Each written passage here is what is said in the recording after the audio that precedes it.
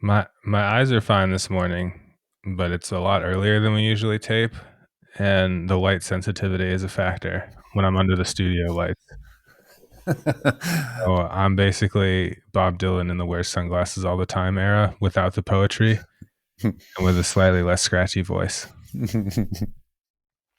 Also, no fame or Nobel Prize. Yeah. Well, I think it's impossible to replicate that level of artistry. So, you know, Can interesting that con. can that be my first question? Sure. What to introduce the day? What are we doing today? 10 random questions. So, rapid fire. Just hopefully they're really bizarre. And you ask a question, and I go through Jean Claude Van Damme to see if I can find the answer. Got it. Okay. So these are supposed to be technical and factual questions. They can be as dumb, as soft, whatever you want them to be. Okay. It's a la All right. carte. My first one is uh are some men, or should I say people, truly born great? Don't. I think. You set this up by saying nobody can replicate Dylan. This is a direct line back to reflect your own statement back to you in the form of a question. Yes, I think the skills that comprise what is Bob Dylan extrapolated across all possible scenarios are unique to Bob Dylan. I think he's born that way. I think he or she who is truly extraordinary at something is born that way. It doesn't mean that there's not effort involved to cultivate that talent, but yes, I think they're born that way. Okay, next question. If you had to pick, would you say that humans are more like snowflakes or ants? Ants. Do you care to elaborate? You don't have to. I need further clarification on snowflakes because that to me that term has a popular culture jargon. The physical snowflake, which is made Oh, of frost crystals, the form no, of precipitation. ants. Because if I recall correctly, there are no two identical snowflakes. That's definitely correct. De- That's how it got the cultural implication. no shot. That definitely ants because we all have a doppelganger, and so we look like probably a lot of people. There are very few facial shapes. Um, I think way more ant than snowflake. Interesting. I'll allow it. Um, what is the most useless talent you have? What happened? You're like rapid firing me. This is supposed to be a ping pong match. How many am I at? 4? They You've just keep asked like coming. They keep coming. you've asked like 10 I have so questions. many good ones. All right, go ahead. Fine. All right. What is the origin of the drum fill? Oh my God.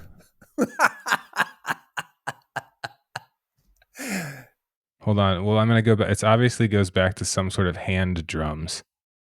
I want I to have an answer. know. I'm going to invent an answer on the spot. No, I need you to look. I need Larry Page to tell us his version of the origin of the drum fill. Okay, while I'm looking for this, the answer is sitting around a campfire, roasting some woolly mammoth.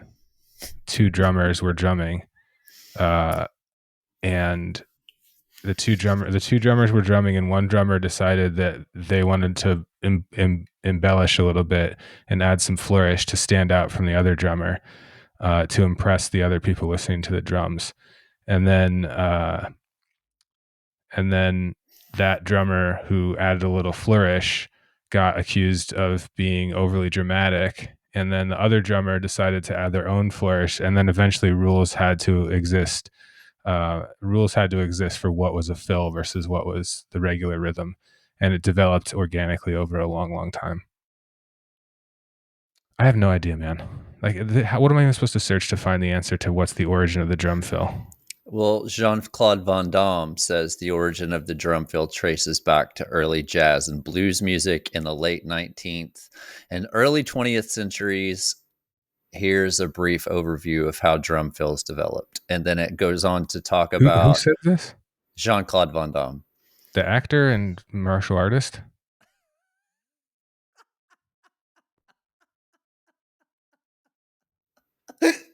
Yes. Yes. The martial artist.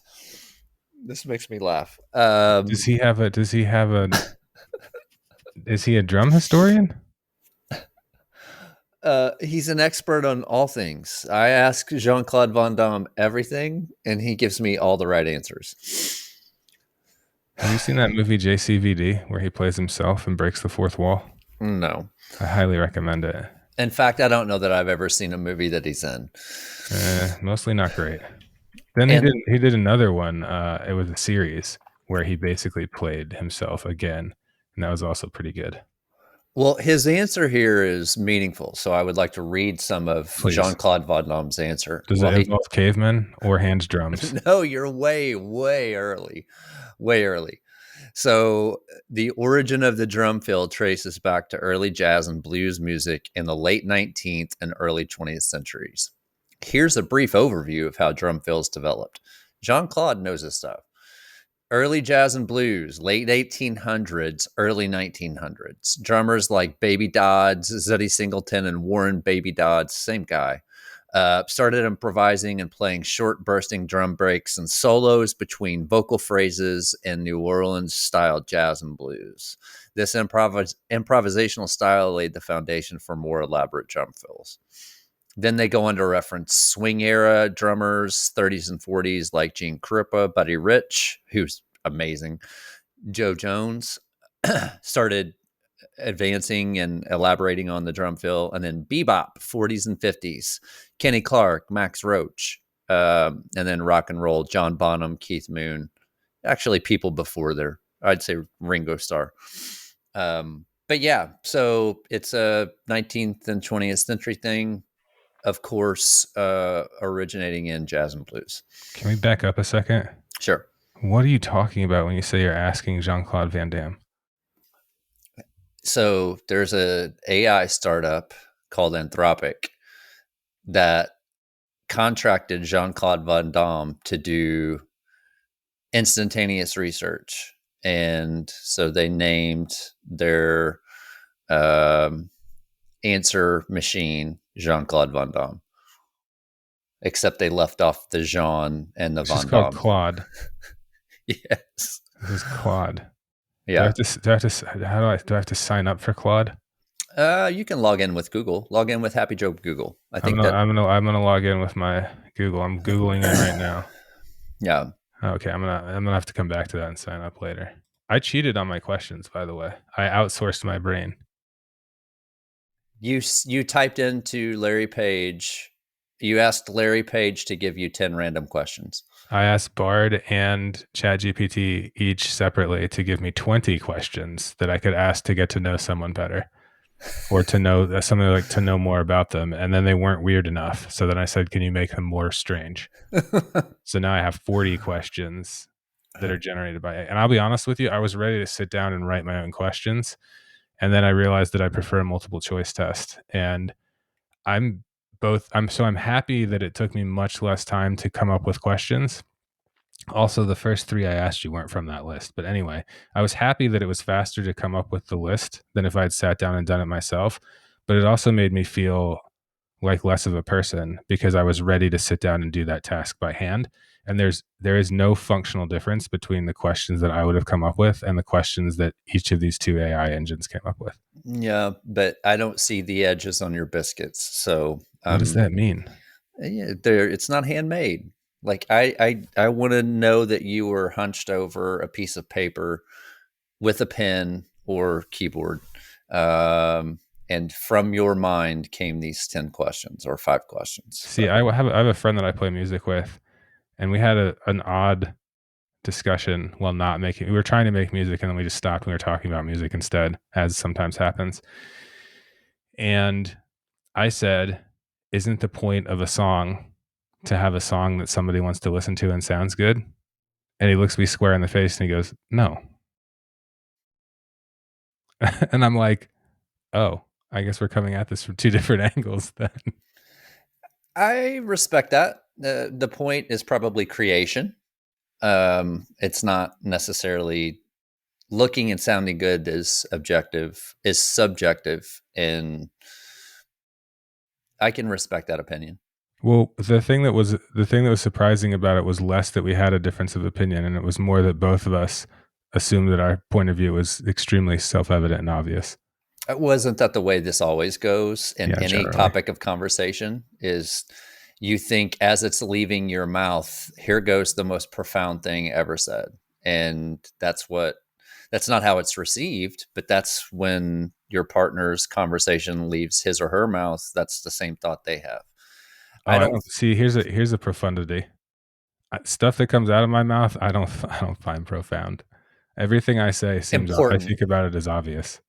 I should switch profound for important.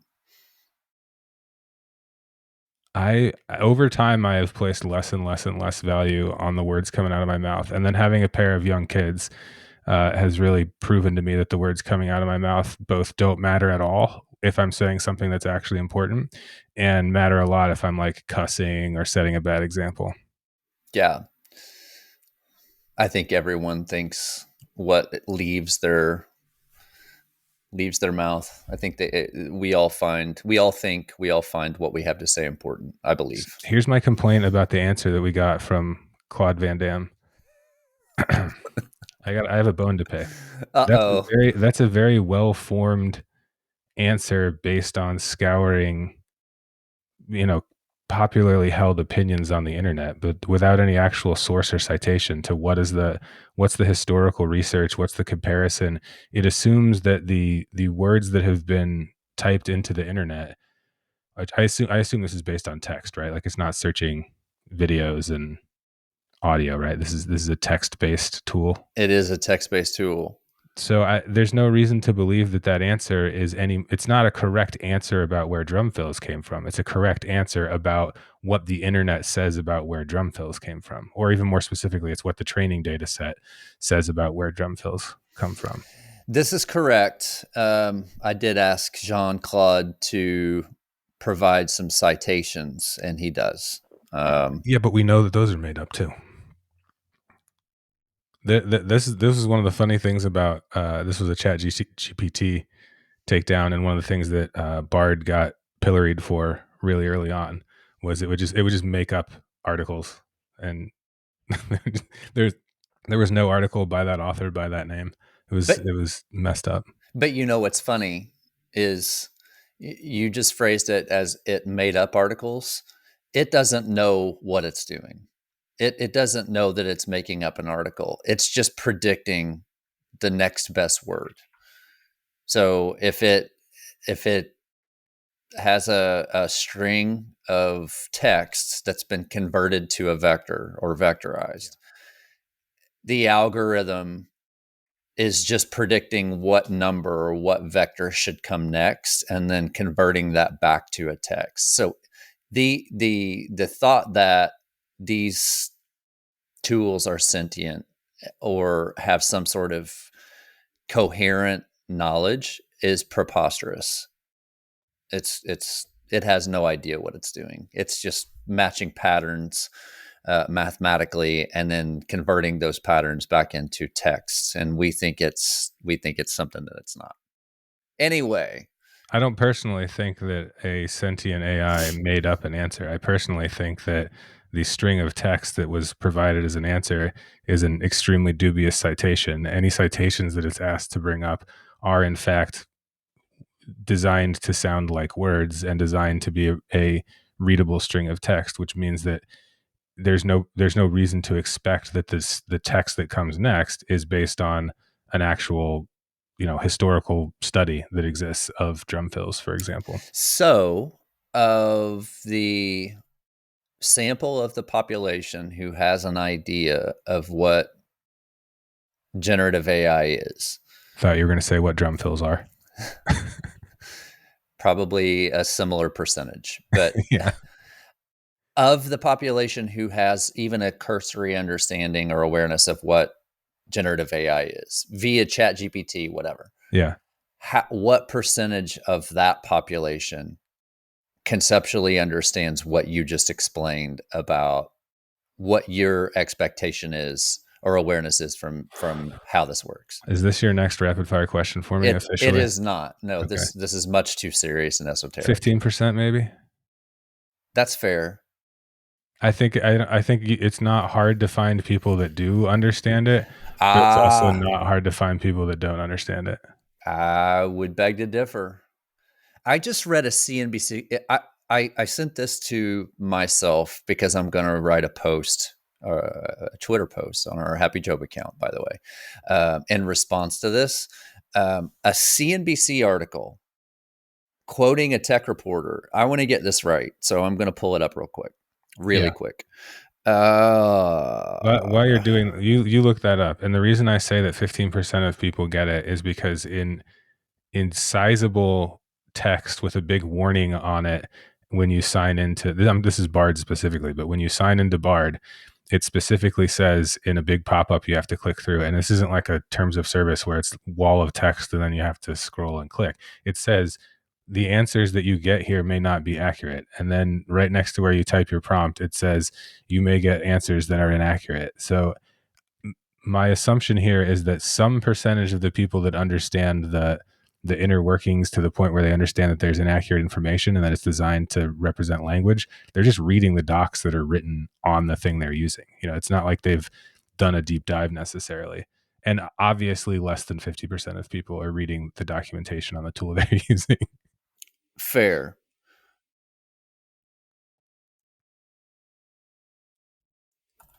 Hold on one second.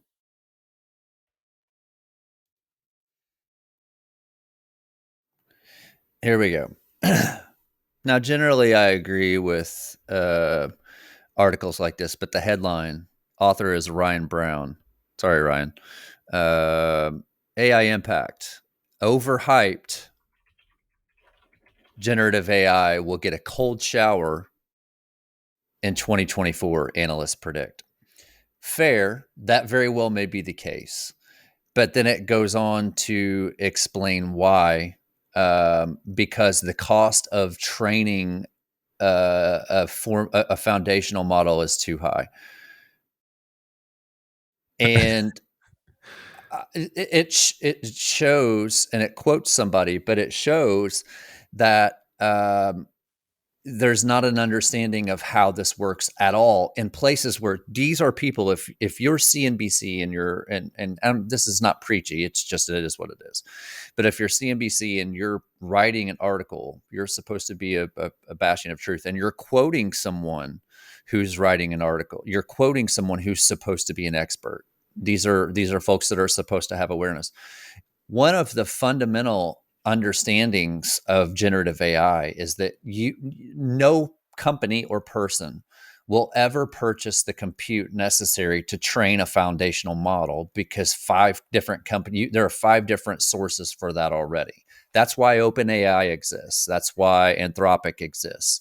That's why Meta's Llama exists. Google's Bard exists, and Hugging Face's open source version exists. These exist because the compute has been purchased by these companies to train the based foundational model. So the concept that that's the bottleneck is preposterous. The second part of that is, okay, yes, a company has to fine tune a foundational model. There are, if you have, again, these are supposed to be experts, not like layman understanding type stuff, but an expert would know that there are strategies in the development of a fine-tuned model, like caching or storing commonly used prompts, that really reduce the compute burden that it takes to execute a fine-tuned model. So it's an interesting lens for me to, again, I feel like I'm watching a different movie a lot of times, because this is an article that should have it right. I mean, this is a CNBC is not us. It's not a couple of hacks out of a basement. It's a major news organization with global reach. And the expert quoted is, with CCS Insight. I'm assuming that's not, Bob's Insight. His name Here's is here's where I think that there's a tight parallel to a large language model and the front end for it that regular schlubs get to get to ask about drum fills in. So the parallel here is CNBC is not, they're not selling news, they're selling ads, and they're not selling facts, they're selling transparency, and they're certainly not selling the truth. So the thing that they're selling is that a person got a quote from these other people who exist and did say this thing. And so if you as the reporter found a person to say this thing and lightly synthesized those quotes into some answering back of the facts, that is sufficient, product or article to move ads. It's not hard hitting deep journalism, but the average article that shows up is designed to be content that is mostly fluff underneath a headline, which drives eyeballs to the headline and then keeps people from clicking away from that out of disgust. Damn it, Russ. Don't give me a pragmatic and reasoned, principled answer for something that I want to. It's a bone that I want to pick, and You know what I you've think? just diffused it. I think this is another case of Terry being an optimist. and it coming to bite you in the butt. You're like, what happened to the journalistic institution? And I'm like, that's just not it. Like Yeah. that it's not the thing you read on the internet. This Okay, so happened. answer this for me. Yeah. Did Are we back to did rapid fire, or is this a slow fire question? Well, we're fully in the weeds now. So whatever this is whatever it is. So Mr. Ben, whatever his last name was with CNBC, did he set out with the intent to write a piece that was serious? Or did he set out like, here is how I can keep eyeballs or get clicks? Like, is it 100% one or the other, or is it, let me be kind of right-ish, but really I need clicks on this because my pay and my job security depends on how many people click through and share the engagement with this article? Because it's I not. mean, the truth is in the middle. So in order to, so as a reporter in 2023, you have to have, particularly if you're a correspondent, which means you're chasing down things that are worth reporting on to some degree, and in some cases you're assigned, and in some cases you're finding it yourself. You have an obligation to be timely, meaning you have to get the information out as the information exists, but you also have to capture the cultural zeitgeist as it is timely. So this means that you have to talk about the things that everybody is talking about. And the I think that the progress in collective understanding comes from incremental improvements in what facts are out there. So for something like AI is a terrible one to pick, but like let's talk about Cybertruck, right? The Tesla pickup truck. There is not that much to say about Cybertruck now. And over the last 6 years or whatever that there's been the existence of Cybertruck announcements, there have been consistent information that comes out. So, Cybertruck's not going to have paint, it's going to have stainless steel. Cybertruck is going to have a stamped body because that's going to save weight and complexity. Cybertruck is going to be fully electric and have a payload of blah, blah, blah, blah, blah. If the story is Tesla announced that the Cybertruck will XYZ, the reporter's job is to just repeat that back, right? Like Yeah. there's nothing else to do there.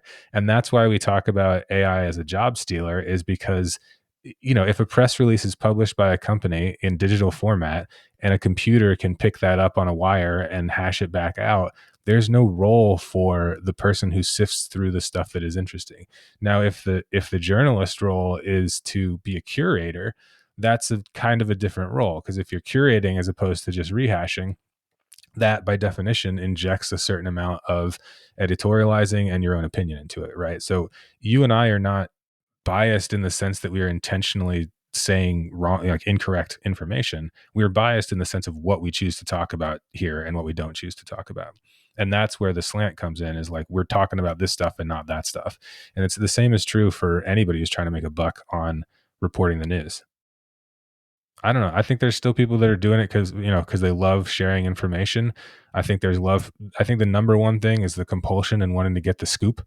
I don't think that's changed at all. So being the first one there to tell the story in a way that everybody is like, oh my gosh, so and so thing happened, and I heard it from Ryan Brown. Like that's what's driving somebody who's into journalism today, and that's been like that for a long time. Well, I guess the part for me that is dissonant is that it's if an individual is trying to write a correct summation of why AI might have a cold shower in 2024, um, you got it really wrong. Well, what if they just say that AI expert Terry Miller says that they got it wrong? That's the new story. And so the other thing is that keep in mind that it's not every story is going to be a Pulitzer winner, right? So the story that wins the Pulitzer might be the one that spends 6 months picking apart the actual reality of what's going on with AI and does a deeper dive and gets opposing viewpoints and it has a smaller readership to it because it's not a quick fluff piece designed to write a headline. It's designed to be content, not designed to be filler for a headline. Yeah. Uh, All things which I don't want to be true, but know that they are. okay, so here's my next question. Hit me. Are you an optimist? Yes, I am. Yes, I'm an optimist. I I'm an optimist with a heavy dose of healthy skepticism and pragmatism. I wrestle with um, and this is a flaw that I have to work through, and I'm giving attention to. But I wrestle with the the group of people that our society views as elite or as special in some way because of income earned or educational status achieved. I really struggle with the generalizations of that group. I think it's easy. I think of Saturday Night Live episode where they had a skit making fun of Appalachian ER. It's funny to make fun of poor people. It's funny to look down on the uneducated. We allow that. We welcome that as a society. And I think you could just as easily do that in the other direction. In fact, more so. So I think that's my blind spot is I have a desire to really, you know, challenge the notion that what we think of collectively as elite is elite. But other than that, I truly am an optimist. I wish the best for everybody. And I don't mean that as some Pollyanna statement. I mean that genuinely. I want everybody to succeed. And here's one point I want to make on this. Not to make this was supposed to be a light segment. I think there's a flawed notion that in order for a marginalized group to be successful or to achieve, that means someone else in another group has to be brought down. And I vehemently disagree with that. I think there are, when I say I root for everybody, I really think that everyone has the capabilities to succeed, and they have an internal. How do we help people get the junk off of the tools that are there to help them be successful? That's what I think. I think the pie is big enough. It's an infinite pie that we can create infinitely. Knowledge and intellect and self-awareness and emotional discipline, physical discipline, all these skills mean that there's an infinite pie for success. And I root for everybody genuinely to feel what that feels like. And so, yes, I'm an optimist. Too much answer there. All right. Question for you. My next one's a doozy, by the way, and it's Yeah. related to the last one. I've got like we've got to step on this. This has got to become more rapid fire because I really want these other four All right, get questions them to all be out. answered. Get them out. Does Just give me yours all in a row. No, one at a time. All right. We've got to shorten the conversation.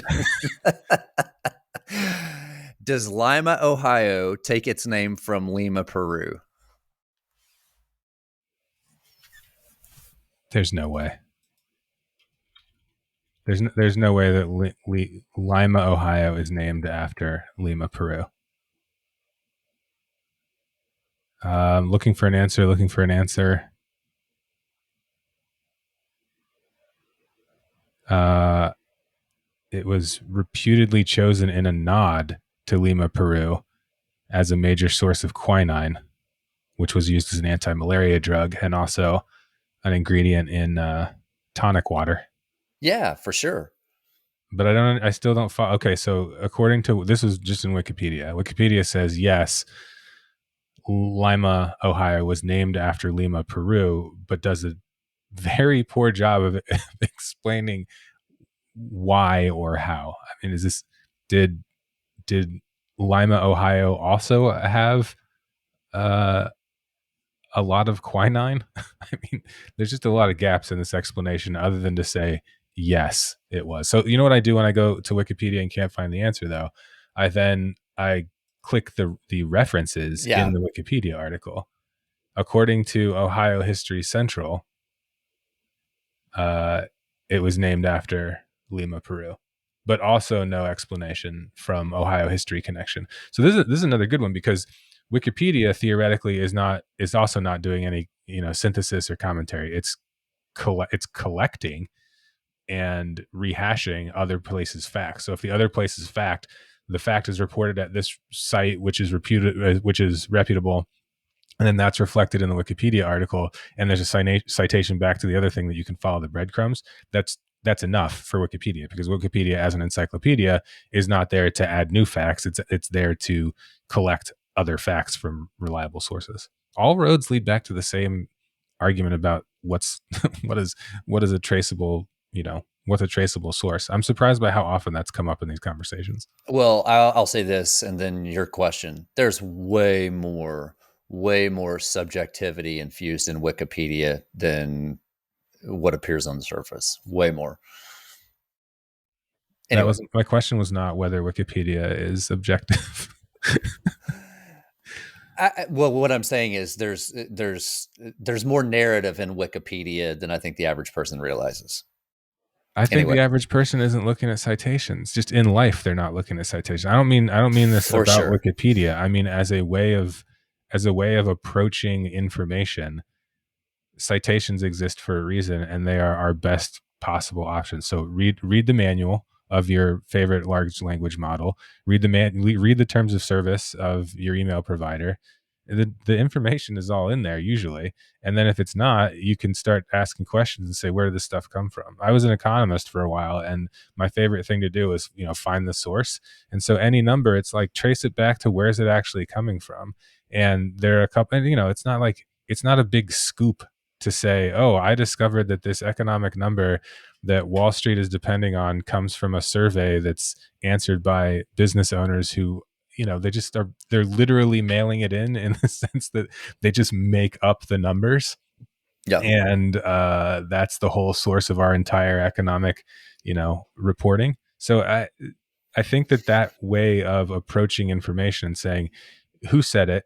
How did they find out? How do I corroborate it? It's only 3 steps. But then doing that down a long chain is something that is mostly reserved for higher education. So you don't learn about that until you're out of high school.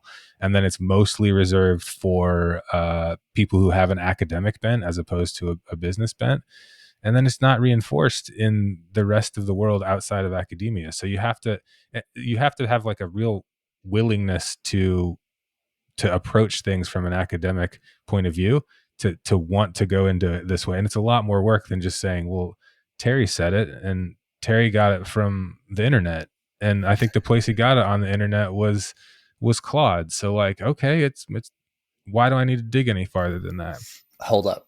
Jean-Claude Van Damme. it, I'm just going to get more and more confused if we keep referring it to as the actor. The mixed martial artist also is a bastion of information. I forgot my. Oh, I know my last question. The one I had on my list for next. Do you believe that aliens have visited Earth? Oh God. Um, no, I don't. Me either. I think it's no. I'll just leave it at that. I think there's a reason why we have high definition footage of things that we really happen, and there's a reason why that doesn't exist. And I think the again, I think that I'll leave it at that. No need to keep answering. No, I don't. Definitively, I don't think aliens have visited Earth. Can I ask a follow up before you go? Sure. Would you be surprised to find out that aliens had visited Earth? No. Flawless answer. 10 out of 10. No, I wouldn't. But I also think it depends. There's a semantic definition, and this is esoteric, but there's a No, it's not. I think you were objectively giving the correct answers to both of those questions. Yeah, I think there's if how do we want to define alien? Is it unknown, spiritual, or energetic energy? What it's. Do I think there's a creature that's 4'3" that's made of radioactive material that has red eyes and an elongated head? No, I don't. Who's to say it even has eyes? Exactly. Okay, so for there are too many. There are too many. Where if there's an alien from light years and light years and light years away, there are too many physical constraints that we're making overlap with how we live. I think it's to me it feels like lore and things that are passed down over time that these entities are too similar to us. I don't know. I don't think so, but no, I wouldn't be surprised if that's the case, because what do I know? All of this is the answer of a optimistic pragmatist. I think so. I hope so. All right, my turn. I've got three more. What number, I should say, defines the top 1% of income earners in the US? I'm sorry, you got to repeat the question. What number, what's the cutoff of the top 1% of income earners in the US? Wage earners, top 1%. Oh, it's really low. I mean, like in terms of people who have a, AI job or an office job of almost any kind. Am I allowed to look it up, or do I have to answer Of off the top of my course. head? Oh, of course. That's the purpose of this. Okay, I so doubt. off the top of my head, my guess is that the cutoff is $175,000 a year. We're talking about family income. Yeah, both single and family. Okay. Just to give some transparency here, I'm Googling what is the cutoff for top one income, which was auto suggested.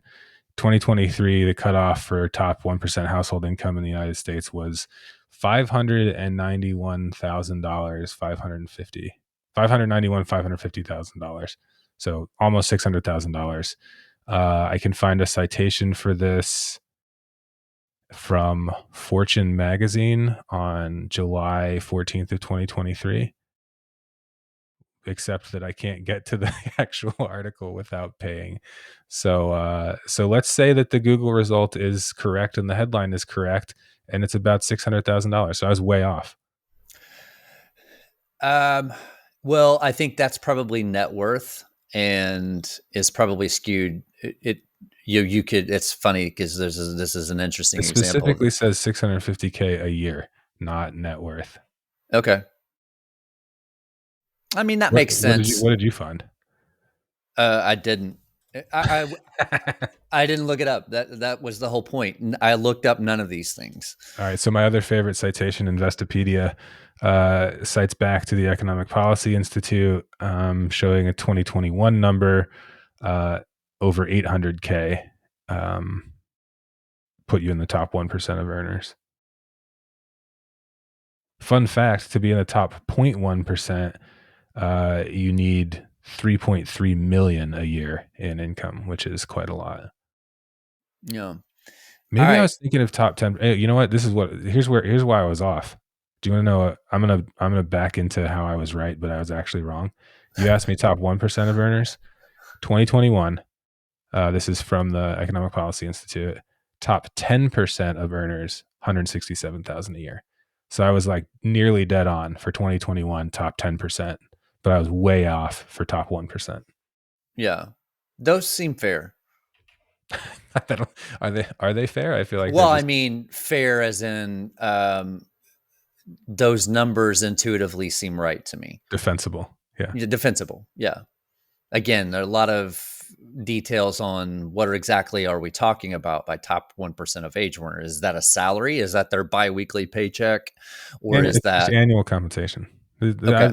You can trust I would generally trust the methodology for this. And you can dig into a little bit more, but the numbers don't change that much when you go between, is this pure salary? Is it salary plus bonus? If it's for bonus and there's earners that are across the board, the sample size is typically large enough to adjust for, if Terry had a banner year selling drum fills and I had a really crummy year trying to sell third rate AI engines, it kind of like evens out based on the sample size.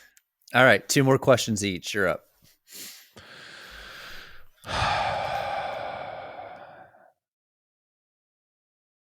Oh my gosh. If you could live in any fictional world, what fictional world would you live in? You can look it up if you need to. Um, I'm not a fiction reader, so I'm really, really on a stretch here. Are you imagination impaired? Oh no, very much an active, robust imagination. I just like my version. I don't want to pollute it with. It can be your own made up world. Do you have an imagined world that you want to live in that's Terry's imagination? Not really. The song would go like this: It's Terry's world, and he just lives in it. It's Terry's world. And you're a little cartoon Terry bopping about in the real world. That's Um, let's say heaven. that's a good answer. That's a good That answer. that's the fiction world that um, I would It's choose to live kind in. of a dark answer in some ways, Yeah, I don't but know. darkly pragmatic. Yeah, it saved me. All right, your turn. Do you know who John Hay is? No, I don't. Next question. I don't Why even know how don't to spell John Hay. John space Hay? Oh, absolutely not. You can ask me. So, John Hay is a former United States Secretary of State.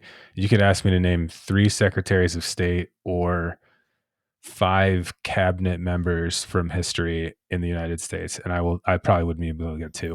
So why this is interesting to me? He is from my hometown where I grew up, little crap town in southern Indiana, and very well known in that area, very influential in that area. Stuff is named after him. He has plaques and monuments, um, but completely irrelevant outside of that area. And for me, it's an interesting question, but for me, it's also sort of a parallel to this thing that we all do where we think that our little sphere of the world and this little sphere of time is like the most important thing ever. None of us is even going to be John Hay level noteworthy, and nobody knows who he is today. So I like that. Correction, you know who he is. The only reason I do is because he has plaques, So and he's still probably ahead of a whole bunch of people. for sure, that's what I'm saying. That's what I'm saying. But he's in the big in the reason why I like that question symbolically is we're all trivial. Big picture, we're all very trivial outside of our little sphere. So Yeah, much like an ant and a snowflake. exactly. All right, your question.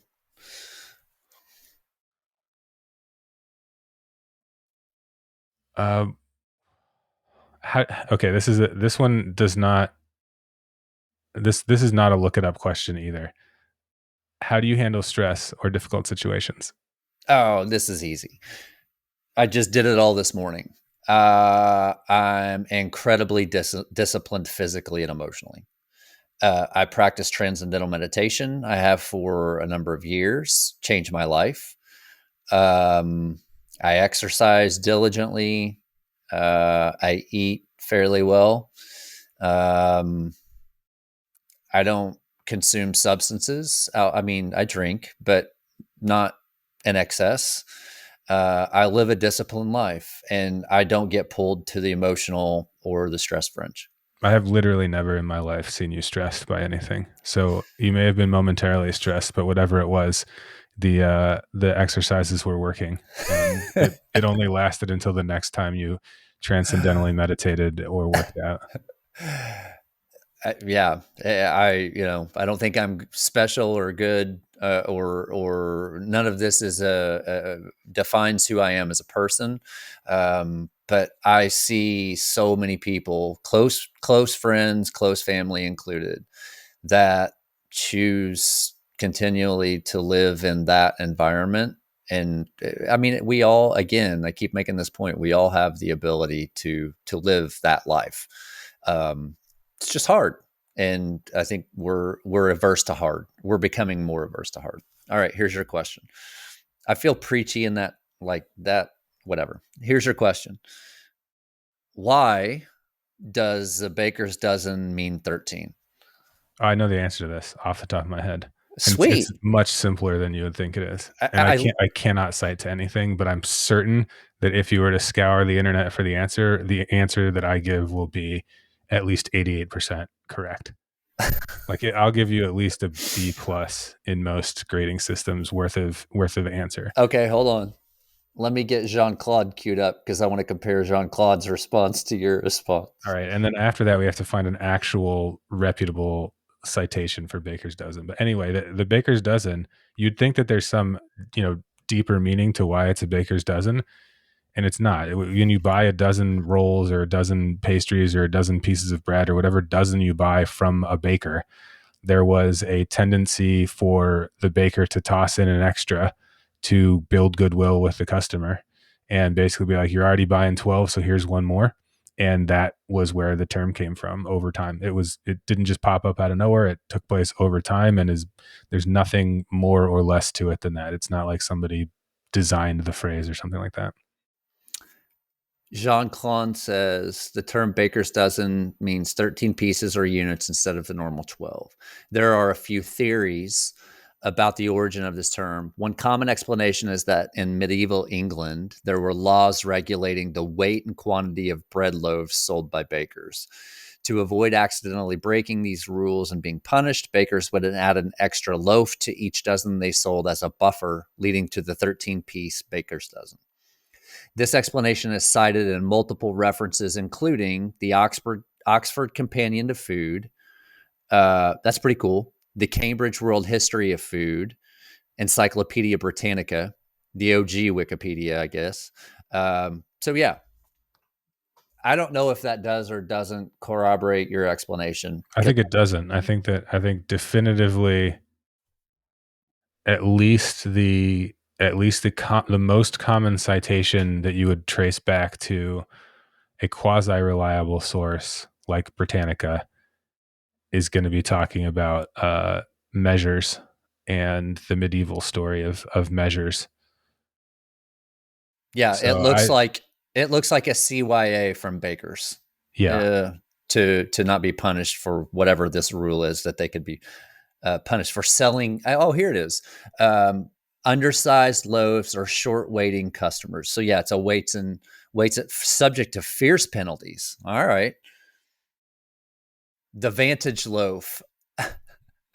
Cambridge World History of Food calls this baker's dozen the extra piece, the Vantage loaf. Oh, if that's not a band name.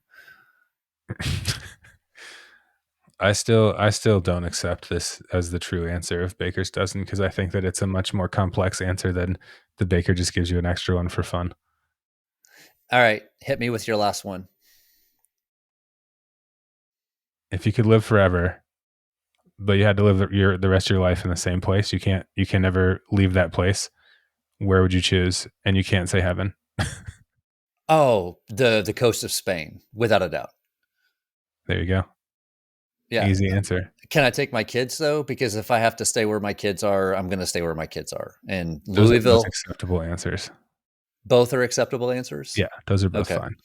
Yeah. So I'm taking my kids with me, and we're staying in somewhere between Barcelona and Alicante. I find that these all sorts of questions like this that are counterfactual to this degree are not particularly useful in practical terms. They only exist to ferret out somebody's interests and preferences, and the questions themselves tend to break down as soon as you start asking the follow-up questions like, can I take my kids? Yeah, exactly. Well, I had a couple definitive ones though. Yours were definitive, mine were not definitive. But that's what I like is, you know, What did we you're call the segment? I don't 10 really random questions. 10 really random questions, and this has got to be routine. I don't know if it's weekly, but it's got to be. Let's put some boundaries on it and narrow it down a little bit. Well, we don't. I want to do the super rapid fire version of it I where do too, you have a timer on the answer. but I also still want to see the jagged edges of the biscuit. So I'm just not going to tell you when I use an AI to come up with my questions. Not all of my questions were AI generated, I and I know don't even know which ones were AI generated and which ones but weren't. they all would have been had I not shamed you from the jump. They will all would have been AI generated. Correct. Yeah, No, no, no, no, you were no. gonna No, farm all I that had out. already I had pivoted as soon as I got the first answer. I already pivoted. The optimism question, space aliens. I mean, these were That's all true. off the cuff, out of my actual brain, which I think is there's a lesson there about the best way to use a large language model. I'm not going to talk about AI in general, but the best way to use a large language model is for something more akin to inspiration and boundaries, and not so much to give you the answer. That's 100% the case. It's an augment, Yeah. and AI generally across the board is an augment. It's there are very very very very very few things that AI does by itself. Very few things. Computer vision seems like it's closer to trusting the AI than needing augmentation. But we're gonna do a whole week on computer vision sometime. We really are. But we're going to So many do a whole questions. week on vision. So automation, traditional automation cameras, and with pixel counting algorithms. Yep. What are the differences? I think we need an expert. Maybe we can find a Cognex person that will come on with us. I bet we can. Yeah. We can do double duty and talk about sales and get a Cognex salesperson. Oh, It'll yeah. be hard for us to hold back though. We'd We make might not get enemies. any we might not get any repeat visitors. Yeah, that'll be our first and last sales guest. I like salespeople. I think it's the most crucial function in an organization. I do. We I need to just we also need to have an episode about superlatives. The most crucial in an organization, the yes, most I crucial. stand by it. Yeah, because you just said it, but if you had just said that technicians are the most important, or Well, that they are the too. janitor is the most Technicians, important, the wrench turners are the most important, without a doubt. yeah. Okay, I feel like I've made my point. See you next time, Terry. Have a good day. Safe travels, man. Thanks.